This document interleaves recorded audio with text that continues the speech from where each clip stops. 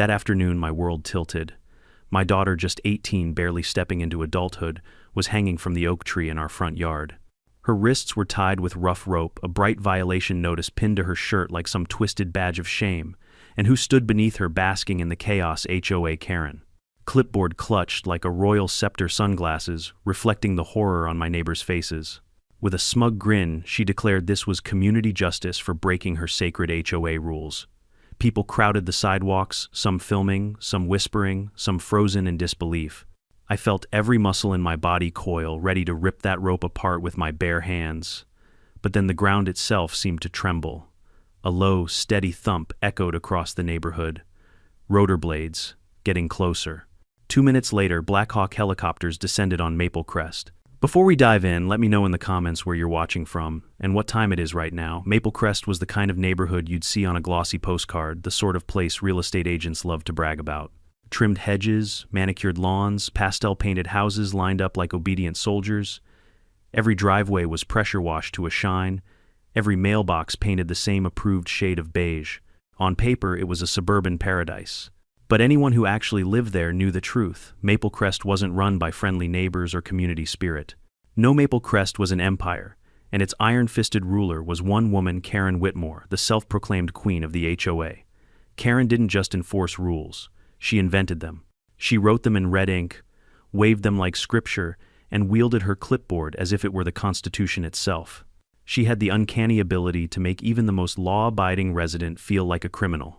Forget parking on the street overnight, she'd fine you for thinking about it.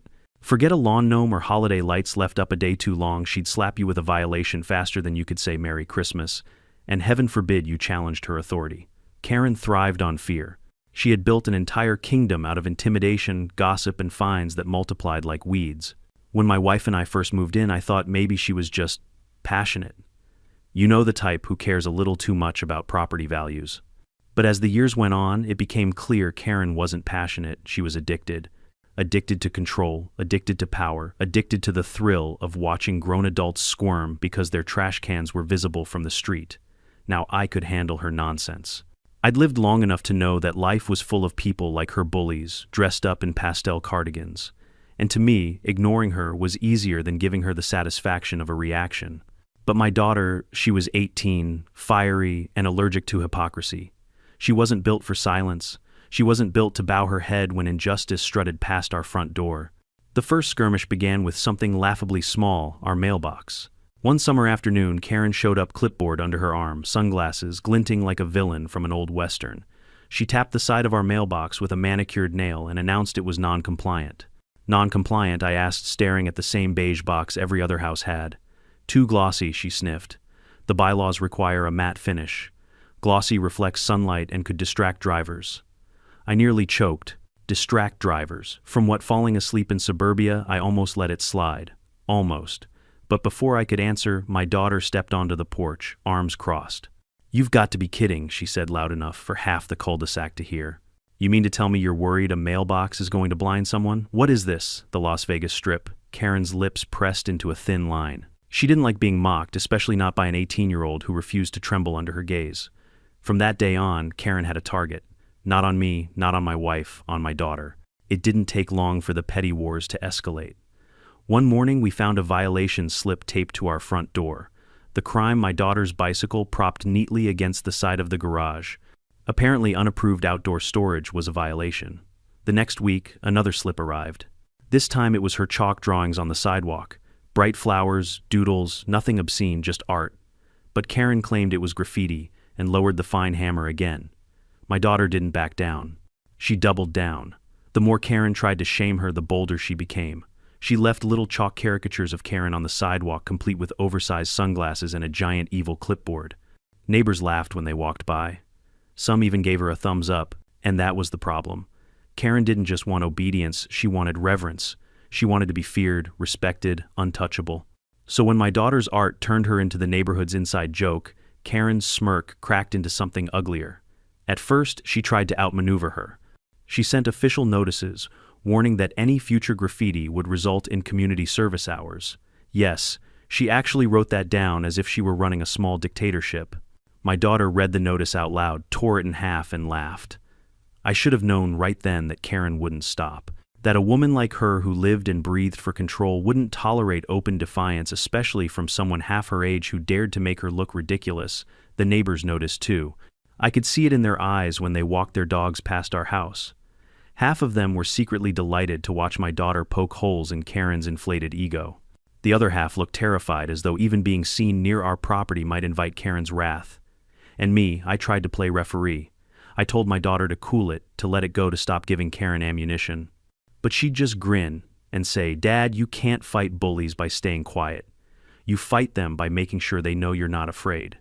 She wasn't wrong, but she didn't know the depth of Karen's pettiness, the lengths to which she'd go to win. Looking back, it wasn't about mailboxes or bicycles or chalk drawings. It was about Karen's throne, her image, her absolute need to prove that Maplecrest was her kingdom, and anyone who mocked her crown had to pay. And in her twisted logic, my daughter had committed the ultimate act of treason. I didn't realize it then, but the battle lines were drawn, and Karen wasn't planning on a war of fines anymore. She was planning something much darker. Because to her, it wasn't just about a teenager breaking rules. It was about a challenge to her authority. And for HOA Karen, there was no greater crime.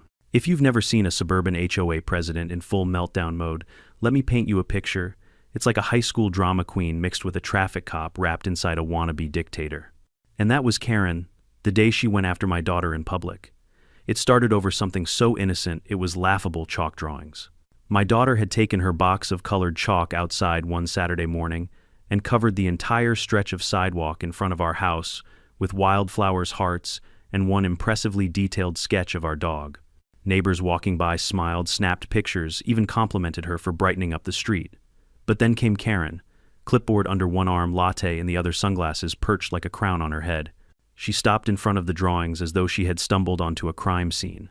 What she sneered is this defacement doing on community property. My daughter, sitting cross-legged on the concrete, didn't even flinch. "It's chalk. It'll wash off with the rain." Or, a garden hose. Karen jabbed her clipboard in the air like a sword. Graffiti is a violation of HOA bylaws section 12 paragraph 6. This is vandalism, young lady. Pure vandalism. Neighbors gathered. You could feel the electricity in the air. A confrontation was coming, and in Maplecrest, watching Karen throw down was like a spectator sport. My daughter rose to her feet, brushed chalk dust off her jeans, and looked Karen dead in the eye. "Vandalism? Lady, it's a drawing of a sunflower. If you think that's a crime, you need to touch some grass, literally." The crowd stifled laughter. I swear I saw old Mr. Thompson from 2 doors down nearly choke on his lemonade. Karen's face went crimson, not from the sun, but from the fact that an 18-year-old had just embarrassed her in front of her subjects. "You will apologize," she hissed, "right now, publicly, or I'll have no choice but to escalate this to the board." Now, my daughter could have played nice. She could have mumbled some fake apology and walked away, but that wasn't her style. Instead, she leaned forward, cupped her hands around her mouth like a megaphone, and shouted, "Ladies and gentlemen, we've just learned that flowers drawn in chalk are a federal offense according to our neighborhood queen." The sidewalk erupted in laughter. Phones came out. Cameras clicked. Someone muttered. About time someone told Karen off. And in that moment, Karen lost something she couldn't bear to lose control. She stormed away, heels clicking furiously against the pavement, but not before spitting out one final promise over her shoulder. "You'll regret this. Mark my words. That should have been the end of it." A petty squabble over chalk drawings destined to be forgotten after the next rainstorm. But with Karen, nothing ended quietly. The very next day, we woke up to find a bright orange notice taped to our front door. Mandatory compliance hearing, it read in bold letters. Our offense: unauthorized use of community property and disrespect of HOA authority. Disrespect of HOA authority. Can you believe that apparently Maplecrest wasn't just a neighborhood, it was a monarchy, and Karen had declared herself judge, jury, and executioner? I wanted to ignore it. Toss the notice in the trash, maybe even frame it as a joke. But my daughter, she took it as fuel. "You see," she said, waving the paper in the air, "she's scared. That's why she's lashing out. We can't let her win." I should have known then that things were only going to escalate. Because when two immovable objects collide, an HOA president drunk on power and an 18-year-old who refuses to bow, you don't get compromise, you get an explosion. And sure enough, the following week brought another confrontation. This time in front of the entire community. It was a sunny afternoon, the kind where neighbors usually sat on porches sipping iced tea. My daughter was outside sketching again, this time with a group of kids from down the street who thought her chalk art was cooler than video games. She was halfway through drawing a giant dragon across the sidewalk when Karen descended like a thundercloud. She didn't come alone. Two of her so-called HOA security volunteers flanked her middle-aged men with matching polo shirts and clipboards. They looked like bouncers at a middle school dance. Karen's voice cut through the chatter like a chainsaw. This has gone far enough. You are hereby ordered to cease and desist all unauthorized activity on community property. My daughter stood chalk still in hand, dragon half finished under her feet. She tilted her head and smirked. Or what? You'll find me. You'll write me up. Newsflash, Karen. I don't even pay HOA dues. My parents do. That line hit harder than any insult could have. The crowd burst into laughter again. The kids giggled. And Karen, she shook with rage, her whole body trembling as though the very foundation of her power had cracked. You insolent child, she shrieked. You think this is funny. You think mocking me will end well for you. You need to learn respect. The neighbors fell silent. It wasn't about chalk anymore. It wasn't about fines. Karen had crossed into dangerous territory. And in her eyes I saw something shift. This wasn't just an HOA president throwing a tantrum. This was a woman plotting revenge. I tried to step in to de-escalate. I put a hand on my daughter's shoulder and told her to come inside. But Karen wasn't finished. She jabbed her finger at us, her voice trembling with fury. You'll pay for this humiliation. Both of you. Don't think for 1 second I won't make an example out of your family. The crowd gasped. My stomach tightened. Neighbors glanced at each other nervously, unsure if they'd just witnessed a threat or a promise. And my daughter, she didn't back down. She looked Karen dead in the eye and said, "Go ahead, try me. I swear." Time stopped. The neighborhood felt like a stage, every house a silent audience. Karen's face twisted into something I can only describe as pure venom. And right then I knew this wasn't going to end with fines or notices. This was personal now. Karen wanted to break my daughter, and she'd stop at nothing to do it. There are moments in life you replay over and over, trying to convince yourself they couldn't have really happened. For me, that moment was the afternoon I came home and saw my 18-year-old daughter tied to a tree in our front yard. I had just pulled into the driveway after a long shift, the sun low in the sky, painting the cul-de-sac gold. At first I thought my eyes were playing tricks on me. A crowd had gathered, neighbors whispering some filming with their phones. And then I saw her, my daughter, bound by thick rope around her wrists, arms raised above her head, tethered to the oak tree we'd planted when she was 5. Her sneakers dangled just above the grass, her face flushed but defiant. And standing beneath her, basking in the spotlight of her cruelty, was Karen. Clipboard tucked neatly under her arm, sunglasses gleaming, that smug smile plastered across her face like she'd just won a war. "What the hell is this?" I roared, slamming my car door so hard it echoed down the street. Karen turned to me, calm as ever, as though she were presiding over some HOA court. "This," she announced loud enough for everyone to hear, "is community discipline. Your daughter has repeatedly vandalized HOA property, mocked authority, and disrupted neighborhood harmony. Per bylaw section 15 subsection 2, I am enforcing a public corrective measure." My jaw dropped. "You tied my daughter to a damn tree," Karen shrugged. "Symbolism matters. Disobedience must be rooted out." The crowd gasped at the wordplay, some laughing nervously, others horrified. A few neighbors stepped back, clutching their kids. One woman whispered, "This is insane," but didn't dare say it louder. I rushed forward, but 2 of Karen's so-called HOA security volunteers blocked my path. Middle-aged men with matching polo shirts and clipboards, same ones from before, stood like sentries, arms crossed as though this was some official proceeding. "Touch her," Karen snapped, "and you'll be charged with interfering in a disciplinary action. That's grounds for fines and possibly expulsion from the HOA. Expulsion. Like this was a medieval village, and we'd be banished from the castle walls." My daughter, hanging there like some modern-day Joan of Arc, locked eyes with me. She wasn't crying, she wasn't begging, she was glaring down at Karen with a fire so sharp I swear it could have cut through the rope itself. "Dad, don't," she said firmly. "She wants you to lose it. Don't give her the satisfaction." Karen smirked. "Listen to your child. She knows her place now." Neighbors murmured. Some lifted their phones higher, filming every second. In Maplecrest, gossip was currency, and this spectacle was gold. But behind the lenses I could see real fear. Fear of Karen, fear of what crossing her might cost them. I clenched my fists so hard my nails dug into my palms. My voice trembled not with fear but with fury. "You're out of your mind. Untie her right now, or Or what Karen cut in, tilting her head like a vulture about to feast. You'll call the police. Go ahead. I've already spoken to Officer Daniels. He understands this is an internal HOA matter. And, if you lay a finger on me, well, she gestured to the cameras. The whole neighborhood will see you assaulting your HOA president. How do you think that'll play out? The arrogance was staggering. She'd turned an act of cruelty into political theater. My daughter lifted her chin and spat back. You're pathetic. You think this makes you powerful. You're just a bitter old woman hiding behind a clipboard. The crowd erupted in whispers. Some neighbors gasped, others chuckled nervously. Karen's face twisted her mask, slipping for just a second. Then she recovered, smiling like a snake. You'll learn, she said coldly. By the end of today, you'll both learn. I stepped forward again, ready to rip those ropes apart with my bare hands. My blood pounded in my ears. Every instinct screamed at me to end this madness. But then something caught my attention. A sound. Faint at first, then growing louder. A low rhythmic thump. Whump. Whump. Whump. I froze. My daughter heard it too.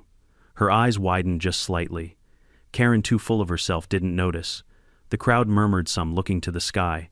It was the unmistakable sound of helicopter rotors. Karen crossed her arms, mistaking the shift in atmosphere as proof of her dominance. See, she said smugly, she hangs there until I decide she's learned her lesson. But she had no idea what was about to descend on Maple Crest. The noise grew louder, closer, until the branches of the oak tree rattled. Dust whipped across the street. People shielded their faces from the gust. Children screamed. Karen finally looked up, her smirk faltering. What on earth? 3 dark shapes broke across the horizon, slicing through the sky with terrifying precision. Black Hawk helicopters roaring closer with each second. The crowd erupted in chaos. Some screamed, some cheered, some dove for cover. Karen stumbled backward, her sunglasses nearly flying off. And in that whirlwind of panic and power, my daughter, still tied, still defiant, smiled. Because she knew. Karen had made her move. And now, forces far greater than Maple Crest's HOA were about to make theirs. The helicopters weren't a coincidence. They weren't lost, they weren't passing through. They were coming for her, my daughter. Most of the neighbors didn't know who she really was. To them, she was just the rebellious 18-year-old who dared to mouth off to Karen. But beneath the sarcasm and stubborn streak was a truth I hadn't shared with anyone in Maple Crest. And now, with rotors shaking the sky, it was about to come out, whether I liked it or not. See, my daughter wasn't just my little girl. She wasn't just a high school grad killing time with chalk art. She was a cadet, an enrolled trainee in one of the most competitive military academies in the country. Months ago, she'd been selected for a classified federal program. She had undergone survival drills, tactical training, and even carried an emergency beacon linked to her unit. That beacon had been quiet until Karen decided to play executioner by tying her to a tree. The moment the rope cut into her wrists, the device hidden under her jacket strap transmitted a signal. And now 3 Black Hawk helicopters thundered over Maple Crest, like angels of wrath. The neighborhood lost its mind. Phones dropped. Lawns, chairs toppled. People shrieked and ran for cover, clutching their kids as the first helicopter swooped low, whipping up dust and leaves. One man's barbecue grill tipped over, sending hot dogs rolling down the sidewalk. Another neighbor's decorative gnome took flight, smashing against the pavement. And in the middle of it all, Karen stood frozen, her jaw slack, clutching her clipboard like a security blanket. She tried to shout something, but the roar of the rotors drowned her out. The helicopters circled once, then one descended lower, its landing skids kicking up a hurricane of dust. A side door slid open, and out came soldiers in full tactical gear, ropes unfurling as they rappelled into the cul-de-sac. It was chaos, and yet within the chaos there was purpose. The first soldier hit the ground, running straight toward my daughter. With one swift motion, he sliced through the ropes and lowered her gently to the grass. 2 others formed a protective perimeter, weapons drawn not at anyone specifically, but at the crowd as a warning, stay back. The entire scene looked like something ripped from an action movie, and the star of the show wasn't Karen, it was my daughter. She rolled her wrists, wincing, but when her eyes met mine, she grinned. Told you she couldn't win, Dad. Karen stumbled forward, coughing against the dust, her voice rising above the noise. This is outrageous. This is private property. This is a community matter. A soldier turned toward her visor, gleaming, and barked into his radio. Seconds later, another Black Hawk began its descent, the sound so deafening Karen's complaints dissolved into meaningless screeches. I almost laughed. The self-proclaimed queen of Maple Crest was being drowned out by something she couldn't control, real authority. The neighbors were stunned. Some filmed, others ducked behind cars. But one by one, I saw their expressions change. Fear melted into awe, awe into realization. The Queen had no power here, and in that moment I decided to let them in on the truth. I stepped forward, voice carrying above the rotor wash. You all think my daughter is just some kid with chalk and a smart mouth. But she's more than that. She's a cadet in training for the United States military. And when Karen tied her to that tree, she didn't just humiliate a teenager. She triggered a federal emergency response. The crowd gasped. Karen's face drained of color. Federal response, she croaked. Don't be ridiculous. This is HOA jurisdiction. Before she could finish, one of the soldiers stepped forward, handing me a folder sealed with an official insignia. Sir, he said firmly, per federal mandate, your daughter is under our protection. Her safety is a matter of national security.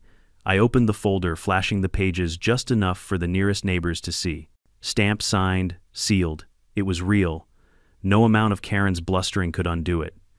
Karen staggered back, clinging to her clipboard. No, this is a stunt. This is fake. You can't just... But her voice faltered as the soldiers formed up around my daughter, escorting her like royalty through the stunned crowd. The same neighbors who once cowered under Karen's rule now parted like the Red Sea, their eyes wide, their phones recording every second. The power had shifted. For years, Karen thrived on intimidation. But now, with helicopters thundering overhead and soldiers standing guard, she was the one trembling. Her kingdom of pastel-painted tyranny crumbled before everyone's eyes. My daughter, brushing dust from her jacket, looked at Karen and said with deadly calm, "Next time you think about tying someone up, make sure they're not trained to call in backup." The neighbors chuckled nervously. Karen's lips quivered, but no words came out. I could feel it, the tide turning. The crowd wasn't afraid of her anymore. They were laughing at her. And in Karen's twisted little world, that was the ultimate punishment. She tried one last time, her voice cracking. This is a violation of community bylaws. I will file a complaint. I will fine you all." But her words were swallowed by the roar of a second helicopter landing in the cul-de-sac. Soldiers poured out their boots, slamming against the pavement with authority no clipboard could match. And in that instant, the truth became undeniable. Karen wasn't in charge anymore. The neighborhood had a new reality. And for the first time, Maple Crest's queen realized she was just another pawn. If you've ever heard a Black Hawk helicopter land in a suburban cul-de-sac, you'll understand why people describe it as apocalyptic. The ground shakes, leaves whip through the air, and every carefully trimmed hedge suddenly looks like it's been through a hurricane. Maple Crest, our neat pastel cookie-cutter neighborhood, was instantly transformed into a war zone. The first Black Hawk touched down right in front of Mrs. Delgado's hydrangeas, flattening her flower beds into mulch. The second hovered low, its downdraft ripping one neighbor's American flag right off the pole. The third stayed circling above, casting a shadow so massive it swallowed half the street. And then the soldiers came. They weren't HOA security volunteers in polo shirts. These were real professionals, helmets, body armor, tactical gear gleaming in the sunlight. They hit the ground with precision, forming tight formations as if Maple Crest were enemy territory. Karen, of course, lost her mind. "This is trespassing," she shrieked, clutching her clipboard so hard I thought it might snap in two. "This is a private community. You can't land helicopters here without HOA approval." The soldiers ignored her. One barked orders into his radio, another secured the perimeter, and two more guided my daughter away from the oak tree like she was the president's daughter. The neighbors didn't know what to do. Some hid behind their SUVs, peeking out with phones shaking in their hands. Others openly cheered, clapping as though this was the best entertainment they'd seen since the 4th of July parade. Kids screamed with delight, running to get closer, until their parents yanked them back. Meanwhile, Karen tried to reassert control, the only way she knew how, shouting bylaws into the wind. Section 9, paragraph 3 of the Community Covenant clearly states she began her voice shrill. But then a helicopter's rotor wash blasted her so hard her sunglasses flew off and skidded across the pavement. The crowd laughed. And that's when it hit me, the balance of power had shifted. For years, Karen had ruled through intimidation. But now, stripped of her props and drowned out by military hardware, she looked small, pathetic even. The lead soldier visor, reflecting the chaos, stepped forward and addressed me directly. "Sir, your daughter is secure." We received her distress beacon and responded accordingly. Karen tried to wedge herself between us, waving her clipboard like it was a badge. "I am the HOA president, and I demand an explanation. This entire charade is in violation of ma'am." The soldier cut her off, his tone so sharp it sliced the air. "Step back." Karen blinked, stunned. No one had ever told her to step back before. She puffed herself up, ready to argue. Do you have any idea who I am? Yes, the soldier replied flatly. You're the civilian who unlawfully restrained a federal cadet. Gasps rippled through the crowd. Neighbors whispered eyes, darting between Karen and the soldiers. Karen's jaw dropped. She sputtered, "Cadet. She's just a kid." She drew on sidewalks. The soldier didn't even look at her. Your actions triggered a federal emergency. You will remain here until further notice. Karen's face twisted a mixture of rage and disbelief. You can't do this. I'm in charge here. This is my community. But no one was listening anymore. The soldiers fanned out, securing the area. One set up a temporary command post on a neighbor's lawn. Another directed traffic, waving confused residents back into their homes. The Black Hawks roared above, like watchful hawks, making it clear Maple Crest was no longer under Karen's rule. I'll admit, part of me felt vindicated. Watching Karen shriek into the wind while her kingdom collapsed around her was more satisfying than I could have imagined. But another part of me was in awe, because this wasn't just about revenge. This was about justice finally catching up with her. My daughter, rubbing her sore wrists, stood tall beside the soldiers. She wasn't broken. She wasn't humiliated. She looked stronger than ever, her chin lifted, her eyes burning with pride. Karen, desperate for attention, turned to the crowd. Neighbors, you've seen this. This is government overreach. They're staging this to humiliate me. But instead of nodding in fear, the neighbors shook their heads. Some even laughed. One man shouted, "About time someone shut you up, Karen." Her power was gone, just like that. Years of ruling through fines and fear evaporated in the dust of helicopter rotors. I almost felt sorry for her, almost. The soldiers finished their sweep and regrouped. One of them handed me a sealed envelope. "Sir, official notice your family will be under temporary federal protection until the investigation concludes." I took it, glancing at the bold insignia. My hands trembled, not from fear but from the sheer absurdity of it all. My little corner of suburbia had just turned into the set of a Tom Clancy novel. Karen lunged forward, trying one last time. "You have no jurisdiction here. I'll sue, I'll fine every one of you." The soldier nearest to her raised a hand. "Ma'am, you're being placed under observation. Do not interfere further." And for the first time in her life, Karen shut up. The crowd cheered, not loudly, but with a ripple of relieved chuckles and murmurs. People began to realize what we all should have known long ago. Karen was just a person. A loud, petty, clipboard-wielding tyrant who mistook fear for respect. And when real power landed, when soldiers descended from the sky, she had nothing. As the helicopters roared overhead and the dust settled on Maple Crest, I knew one thing for certain: the Queen had been dethroned. And her fall wasn't over yet. There's a funny thing about power: it looks enormous when you're standing under it, but once it's stripped away, you realize how flimsy it always was. That was Karen in those moments after the soldiers arrived, no longer Queen of Maple Crest, just a woman clutching a clipboard while her neighbors whispered and laughed. The soldiers didn't waste time. Two of them moved to either side of Karen, not aggressively, but firmly enough that everyone watching knew she was no longer free to strut around barking orders. One of them spoke into his headset, subject contained. "Awaiting transport." Subject. Not president, not ma'am, not even Karen, just subject. Karen flailed, pointing her clipboard at my daughter like it was some kind of legal weapon. You did this. You and your father conspired to humiliate me." My daughter folded her arms, unimpressed. "You tied me to a tree. You humiliated yourself." The neighbors erupted in murmurs. A few laughed outright. Mr. Thompson, who'd nearly choked on lemonade during the chalk incident, muttered, "Best HOA meeting I've ever seen." Karen's face twisted. She turned to the crowd for backup, scanning for a single loyal subject. But instead of nodding heads and fearful silence, she saw phones raise smirks hiding behind hands and the unmistakable sound of chuckles rolling through the cul-de-sac. Her allies, the so-called board members who had once stood by her, suddenly found urgent reasons to melt into the background. Mrs. Riley, the treasurer, fiddled with her phone and avoided eye contact. The vice president, a guy named Paul, who had built his identity on enforcing grass-length regulations, stammered something about needing to check on dinner and slipped into his house. Karen's empire crumbled one cowardly retreat at a time. I stepped forward, finally letting the weight of years of fines and harassment roll off my shoulders. "You know what, Karen? I used to think you were just petty, just annoying. But today you crossed a line. And look around. Nobody's afraid of you anymore." She sneered at me, though it looked more like a grimace. "You think this changes anything? You think these people will stand by you? They'll crawl back the moment I'm reinstated." But she said it too loudly, and the crowd answered back.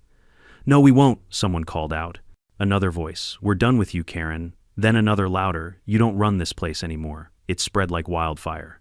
Neighbors who had spent years ducking their heads now spoke freely, their words tumbling out as though a dam had broken.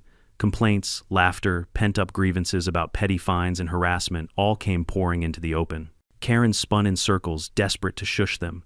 Quiet, quiet, all of you. You can't talk to me this way. I am your president. But the soldiers were already guiding her away from the tree.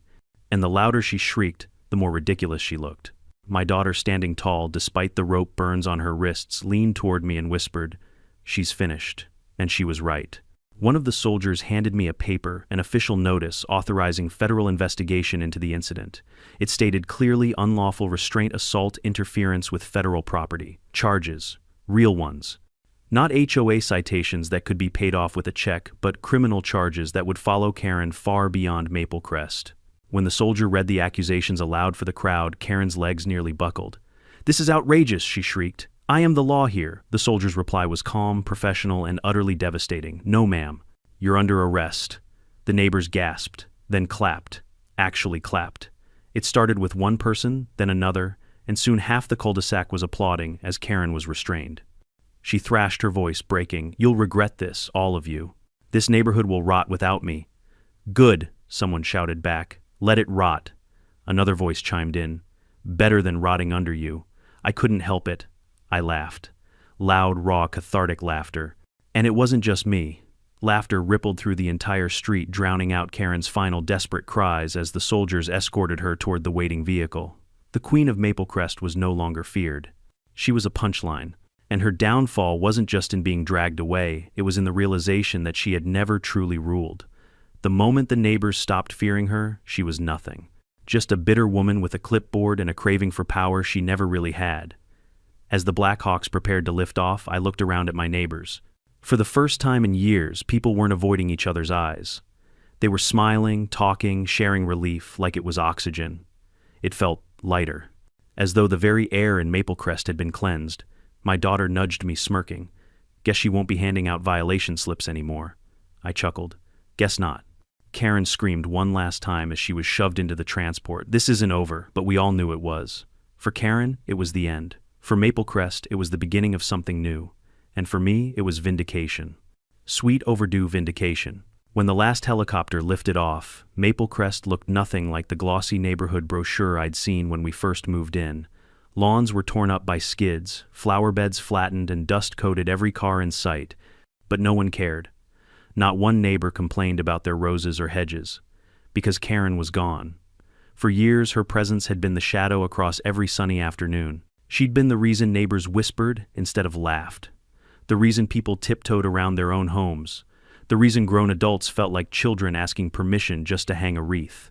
And now, in one surreal afternoon, that shadow had been ripped away. The very next day, the HOA board called an emergency meeting, or tried to. Half the members resigned outright, citing stress and irreconcilable differences. The other half scrambled to distance themselves from Karen, insisting they had no idea she was capable of tying an 18-year-old girl to a tree. Of course, everyone knew they'd looked the other way for years. They'd enforced her petty fines, rubber-stamped her ridiculous bylaws, and nodded along while she berated anyone who dared to question her. Their sudden innocence act fooled nobody. By the end of the week, the board dissolved under federal oversight. A vote was scheduled for a new community council. For the first time since I'd lived there, neighbors showed up eager to participate. People who'd avoided Karen like she was contagious suddenly felt free to speak up, propose changes, and dream about a neighborhood run by actual community spirit instead of fear. And in the middle of all that change was my daughter. She became a legend overnight. The video of her tied to the oak tree, defiant even with rope cutting into her wrists, spread like wildfire on social media. Clips of the helicopters landing racked up millions of views. Strangers commented things like, "This girl is tougher than my entire HOA combined," and Karen just speed ran her way into federal prison. My daughter, of course, rolled her eyes at the attention. "I didn't ask to go viral," she grumbled, though the smirk on her face said she didn't mind too much. She wasn't broken by what happened. If anything, she came out stronger. She walked taller, spoke louder, and carried herself with the calm of someone who had stared down a bully and won. And whenever people asked her what she'd learned, she'd answer simply, "Never give power to someone who only knows how to use it against you." Karen, meanwhile, faced a very different fate. The charges were real unlawful restraint, assault endangerment, and more. Her lawyers tried to argue it was symbolic discipline, but even the judge laughed at that one.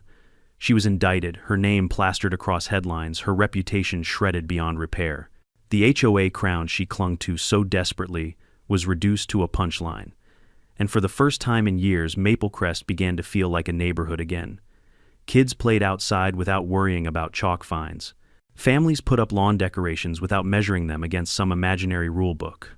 People even left their trash cans out a little longer than usual just because they could. It wasn't perfect, no neighborhood ever island, but it was free. As for me, I finally felt something I hadn't in a long time: peace. I could sit on my porch in the evening, sipping coffee, watching the sunset, without waiting for Karen's shadow to darken my doorstep. I could laugh with neighbors, share stories, even joke about the chaos we'd lived through.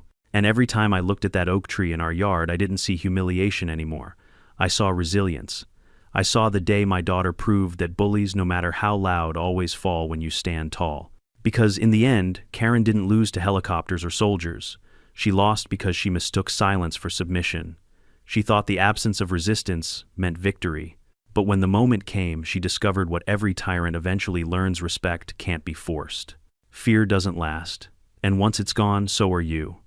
Looking back, I realized the story of Karen isn't just about an HOA president gone mad. It's about the dangers of unchecked power in any form. Give someone a clipboard, a title, and the ability to find their neighbors, and you'll see their true character come out. Some use authority to serve. Others, like Karen, use it to dominate. But bullies, whether in schoolyards, offices, or suburban neighborhoods, have one fatal flaw. They believe fear equals loyalty. They think silence means respect, and they never notice the moment when people stop being afraid. That's the lesson my daughter taught me. Hanging from that oak tree, yet unbroken courage doesn't always roar. Sometimes it's standing tall, refusing to bend, and daring to laugh in the face of tyranny. So if you're watching this, ask yourself, who's the Karen in your life? And more importantly, when are you going to stop letting them control the story? Drop your thoughts in the comments. I'd love to hear your experiences. And if you enjoyed this story, make sure to hit subscribe, because in this neighborhood, the drama never really ends.